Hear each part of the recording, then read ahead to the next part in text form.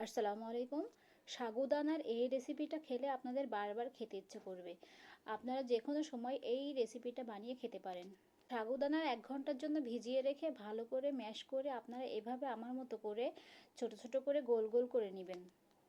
এরপর আপনার অন্য একটা পাত্রে দুধ গরম করবেন। পরিমাণ মতো দুধ, আপনারা যেমন সাগুদানা দিবেন সে অনুযায়ী দুধটা দিবেন। এলাচ, দারচিনি আর তেজপাতা দিয়ে আমি দুধটা ভালোভাবে জাল করে নিব। লবণ আর পরিমাণ মতো চিনি দিয়ে দিব। এরপর আমি দুধটা ভালোভাবে জাল করে নিব। দিয়ে দেব কাজু বাদাম আর কাঠবাদাম, আর দিয়ে দেব কিশমিশ। এরপর দিয়ে দিব গোল করে রাখা সাগুদানাগুলা। তো আমি একে একে সাগুদানাগুলো দুধের মধ্যে দিয়ে দিলাম। এরপর আমি কিছুক্ষণ জাল করে নেব। আর দেখেন সাগুদানাগুলো দেখতে কত সুন্দর হয়েছে, ডায়মন্ডের মতো চকচক করছে।